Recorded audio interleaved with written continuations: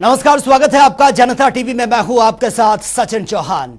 गाजियाबाद से धर्म परिवर्तन का एक और मामला सामने आया, जहां पर कुछ लोगों ने फोर्टनाइट नामक गेम में आईडी बनाई है और गेम जीतने के बाद गेमर्स को कुरान पढ़ने के लिए कहा है।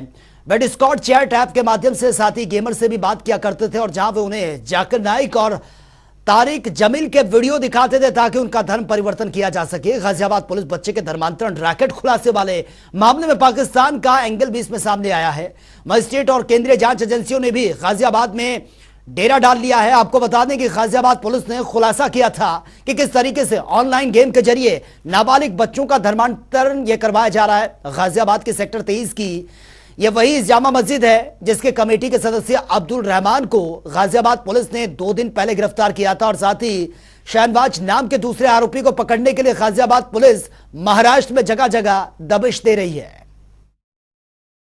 देखिए, धर्मांतरण मामले में हमने 30 मई को अभियोग पंजीकृत करा गया था। इसमें 4 पीड़ितों के बारे में हमको पता लगा, जिसमें कि एक जैन धर्म का है, 3 हिंदू धर्म के नाबालिग बच्चे हैं। इसमें अब्दुल रहमान नाम के मौलवी की गिरफ्तारी करी गई है। पूछताछ के बाद पता चला है कि इनको पूरी जानकारी थी और साथ ही साथ इन्होंने दबाव देके एक लड़के से एफिडेविट भी साइन करवाया था कि उसने अपनी इच्छा से इस्लाम धर्म कबूल करा है। साथ ही साथ बद्दो नाम की डिजिटल आइडेंटिटी, जिसका असली नाम शहनवाज मकसूद खान है, उसकी गिरफ्तारी हेतु हमने टीम्स बना रखी हैं। जल्दी उसकी गिरफ्तारी भी सुनिश्चित कर ली जाएगी। इनका जो मॉडस ऑपरेंडाई था वो फोर्टनाइट नाम की गेमिंग ऐप और डिस्कॉर्ड नाम के चैट इंजन के थ्रू था, जिसमें कि ऑनलाइन ये लोगों को डॉक्टर जाकिर नाइक की और डॉक्टर तारिक जमील की वीडियोस दिखा के धर्मांतरण करा करते थे। और वह यूपी सरकार सूबे में विकास की गति को बढ़ाने के लिए योगी सरकार की कैबिनेट बैठक की शुरू हुई है और बैठक में सीएम योगी आदित्यनाथ ने तमाम प्रस्ताव पर विस्तार से चर्चा भी की है। सीएम योगी ने नई तबादला नीति को भी मंजूरी दे दी है। तो योगी सरकार ने डॉक्टर नीति को भी मंजूरी दी है। बैठक में विचार विमर्श हुआ। यूपी में 6 निजी विश्वविद्यालय बनाने को भी मंजूरी दी गई है। लेटर ऑफ इंटेंट जारी करने को मंजूरी दी गई है और तबादला नीति को भी हरी झंडी ये मिली है।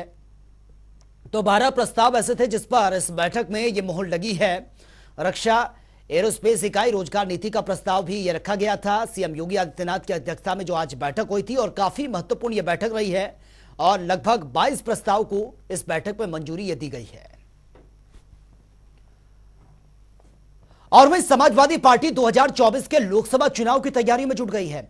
यूपी के लखीमपुर खीरी में चल रहे सपा के बूथ प्रबंधन प्रशिक्षण कार्यक्रम के अंतिम दिन अखिलेश यादव को मिशन 2024 का बिगुल वो फूंकेंगे और जातिगत जनगणना और सामाजिक न्याय के मुद्दे पर लोक जन जागरण यात्रा निकाली जाएगी, जो लखीमपुर खीरी से धौरहरा तक ये निकाली जाएगी। इस तरह सपा 2024 के लोकसभा चुनाव प्रचार अभियान का आगाज कर रही है, लेकिन जब जब सपा ने यात्रा निकाली उसे राजनीतिक फायदा भी मिला है और ऐसे में देखना यह होगा कि इस बार रथ यात्रा से सियासी संजीवनी आखिर सपा को मिल पाएगी या फिर नहीं। वो हमारे और आपके परिवार के और बहुजन समाज के लोग थे और नौकरी इसलिए चली गई क्योंकि समाजवादी सरकार में जो परिणाम बना था, जो रिजल्ट बनाया गया था, वो पुरानी आरक्षण व्यवस्था पर बना था।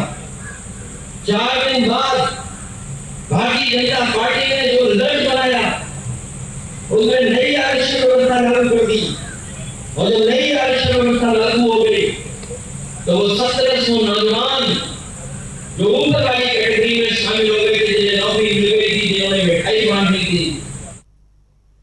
और वह बीजेपी मोदी सरकार के 9 साल पूरे होने पर प्रयागराज में प्रबुद्ध जन सम्मेलन का आयोजन यह कर रही है। इस सम्मेलन में बीजेपी के कई सांसद, विधायक और महापौर शामिल हुए हैं और फूलपुर से सांसद केसरी देवी पटेल ने मोदी सरकार के विकास कार्यों की उपलब्धियों को गिनवाया है। वहीं इस मौके पर पहुंचे पूर्व मंत्री शहनवाज हुसैन ने तेजस्वी यादव पर पलटवार करते हुए कहा कि 2 बार निर्माण करवाया और उसके बावजूद भी पुल गिर गया।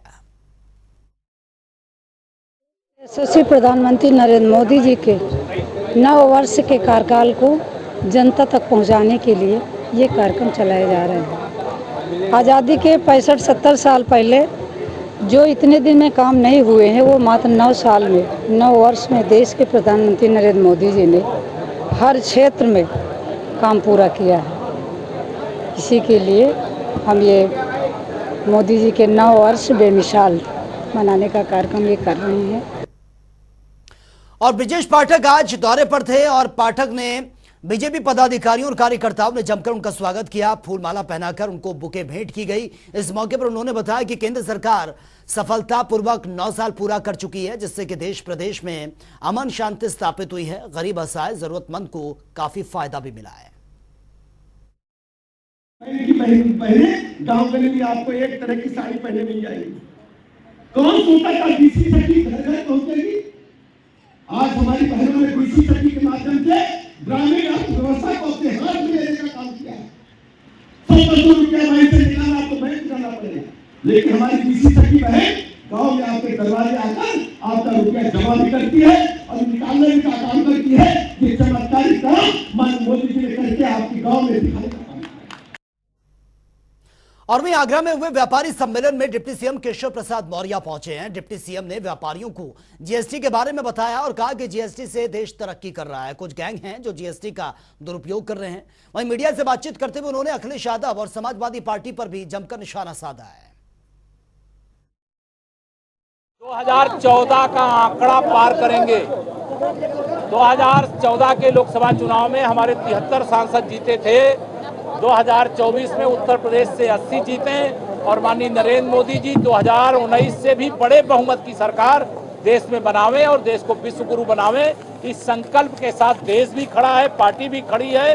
और 9 वर्ष पूरे होने पर आज हुए व्यापारी सम्मेलन में ये जो सैलाब उमड़ा है, इस बात का संदेश है कि भारतीय जनता पार्टी की जो नीतियां हैं, रीतियां हैं, जो सरकार के काम हैं, डबल इंजन सरकार के देश में माननीय नरेंद्र मोदी जी के नेतृत्व में, उत्तर प्रदेश में आदरणीय योगी आदित्यनाथ जी के नेतृत्व में यह सरकार अच्छा काम कर रही है, इसलिए हमें अच्छा समर्थन मिल रहा है। अभी नगर निगम के चुनाव हुए, भारतीय जनता पार्टी 17 की 17 सीटें नगर निगम की जीती है। मुझे पूरा विश्वास है जैसे नगर निगम के चुनाव में जनता का भरपूर समर्थन मिला है, वैसे लोकसभा के चुनाव में भरपूर समर्थन मिलेगा और भारतीय जनता पार्टी ऐतिहासिक विजय प्राप्त। और वे रायबरेली के 2 दिवसीय दौरे के अंतिम दिन केंद्रीय मंत्री स्मृति ईरानी ने सलोन विधानसभा के आधा दर्जन से अधिक गांव में चौपाल लगाकर लोगों की समस्याओं को सुना है। वहां मौजूद अधिकारियों को तत्काल प्रभाव से निस्तारित करने का निर्देश दिया है। केंद्रीय मंत्री ने गांधी परिवार पर हमला बोलते हुए कहा कि 2024 के लोकसभा चुनाव में रायबरेली में कमल खिलने का दावा किया। उन्होंने कहा कि सोनिया गांधी व्यक्तिगत भ्रमण पर तो जरूर वो रहती हैं, लेकिन रायबरेली कभी नहीं आती। कांग्रेस के जिला प्रवक्ता विनय द्विवेदी ने कहा है कि चाहे कितने भी लोग विकास की बात कर लें, रायबरेली का जो विकास हुआ, साथ ही उन्होंने कहा है कि सोनिया गांधी अस्वस्थ हैं, इसलिए वो यहां पर नहीं आ पाती हैं। इतना ही कहूँगी कि मेरा सौभाग्य है, आप सब मुझे सतत 2014 से यहाँ देख रहे हैं। मैं 2019 के चुनाव की जीत के बाद विशेषतः कृतज्ञता अपना भाव जो है वो अर्पित करना चाहूँगी। योगी सरकार में जिला प्रशासन ने विशेषतः सलोन में एक गांव और ग्राम पंचायत के लोगों के माध्यम से उनकी समस्याएं सुनते हुए समाधान तक पहुंचाने का प्रयास किया है। शायद ही कभी अमेठी लोकसभा क्षेत्र के इतिहास में यह हुआ हो कि एक सांसद हर ग्राम पंचायत तक, हर बूथ तक खुद पहुंचा हो, एक बार नहीं, 2 बार नहीं, बल्कि अनेकों बार। तो ये मेरा सौभाग्य है कि जनता इस उम्मीद के साथ आती भी है। प्रशासन के सभी अधिकारी संग रहते हैं ताकि जनता को मुख्यालय तक पहुंचने की जद्दोजहद ना करनी पड़े। सरकार खुद चल के उनके द्वार आती है, ये मोदी योगी के युग में ही संभव है। नहीं, वो अमेठी के सांसद हैं और सलवन विधानसभा अमेठी लोकसभा क्षेत्र के ही अंतर्गत आती है, तो इस वजह से वो वहाँ आ जा रही होंगी। लेकिन 2024 के लोकसभा चुनाव में माना जा रहा है कि रायबरेली में जो समस्याओं को सुन रही हैं और यहाँ की सांसद यहाँ पर आ नहीं रही हैं, तो उन सब उससे तुलना तो नहीं करेंगे? देखिए, अगर सांसद श्रीमती सोनिया जी की बात की जाए तो चूँकि वो लगातार अस्वस्थ हैं, इस वजह से वो लंबा दौरा नहीं कर सकती हैं। वो रायबरेली की जनता भी जानती है और दौरा महत्वपूर्ण नहीं होता है, महत्वपूर्ण होता है आप जिस क्षेत्र से चुने गए हैं उसके विकास के लिए आपने क्या किया है। आप सब कोई जानते हैं कि 14-15 हज़ार करोड़ की योजनाएं सोनिया जी ने रायबरेली संसदीय क्षेत्र को दी हैं, तो इसलिए वो अपना काम बखूबी कर रही हैं, किया है उन्होंने। आए जाए कोई भी, लेकिन दे तो वही रही है ना, दिया उन्होंने ही है ना, इसके अलावा तो किसी ने कुछ नहीं दिया है। और वही फिरोजाबाद में पहुंचे केशव प्रसाद मौर्य ने व्यापारी सम्मेलन में शिरकत करते हुए कांग्रेस पर जमकर निशाना साधा। उन्होंने कहा कि राहुल गांधी विदेश की यात्रा कर रहे हैं, राहुल को विदेश की जनता वोट नहीं देगी, उन्हें भारत की जनता ही वोट देगी। साथ ही उन्होंने ये भी कहा कि जनता 2024 में बीजेपी को जिताने का काम करेगी। बीमारी है ना मेरे उपभोक्ताओं को, व्यापारियों को परेशान करने वाली, इसको भी ठीक कर देंगे, आप भरोसा रखना। इसको लेकर के भी चिंतित मत होना। भारतीय जनता पार्टी की सरकार का मतलब भ्रष्टाचार मुक्त भारत, भारतीय जनता पार्टी की सरकार का मतलब भ्रष्टाचार मुक्त उत्तर प्रदेश, भारतीय जनता पार्टी की सरकार का मतलब भ्रष्टाचार मुक्त फिरोजाबाद, भारतीय जनता पार्टी की सरकार का मतलब व्यापारियों का शोषण नहीं, व्यापारियों की सुरक्षा है। तो फिलहाल इस बुलेटिन में मेरे साथ